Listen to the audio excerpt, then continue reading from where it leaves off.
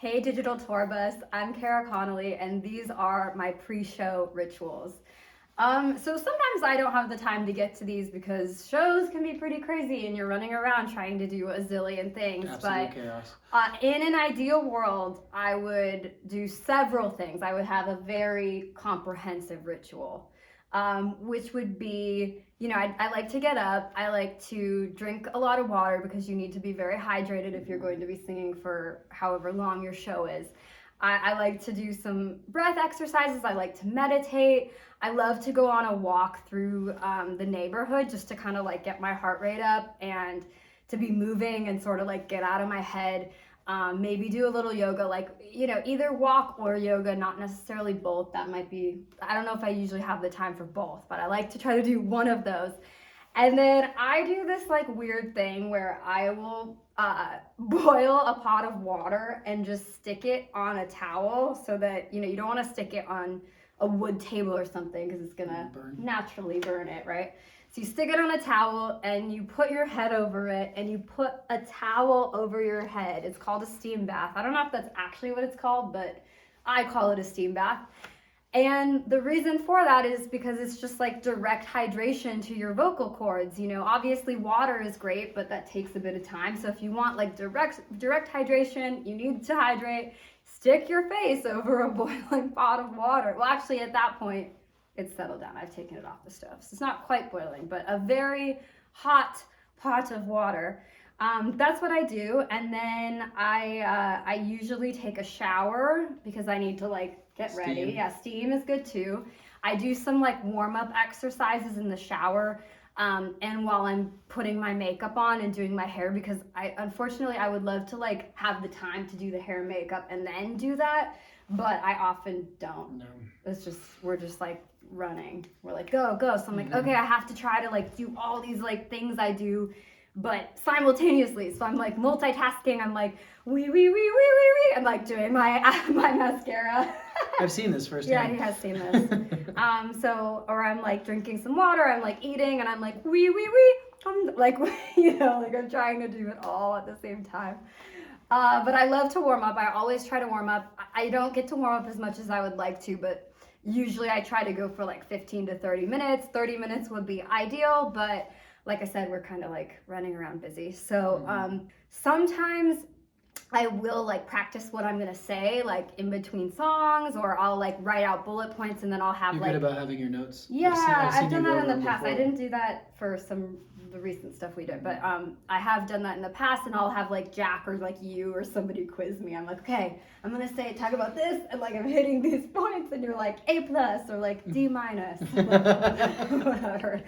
So those are my pre-show rituals, I would say. We also always like do like a sound check usually. Yeah, always. Yeah, and then like get ready like right before and like get everything checked and the levels and like. So I guess it's a pretty comprehensive like pre-show routine, but I don't always get to all of that, unfortunately, because I'm like trying to do a zillion things at once. And so, but I always do the warm-up, even if it's while I'm getting ready. And that's the one that I always do, no matter what. So that's or if I'm driving my car, I'll do it in the car. I'm like, wee, go, and I'm like driving. Even if it's 5 minutes, I just want to get like something in so that, and my voice is sort of warmed up and not just like jumping on stage and that's the first time I've sang.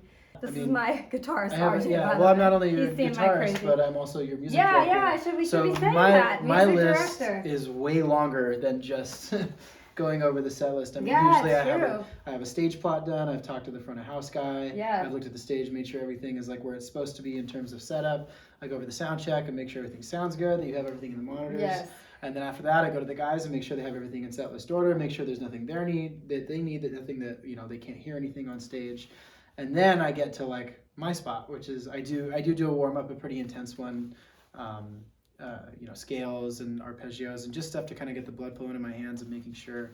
And then I usually do some breath exercise because I'm also a big believer in meditation and also like just being centered and fully present in what you're about to do.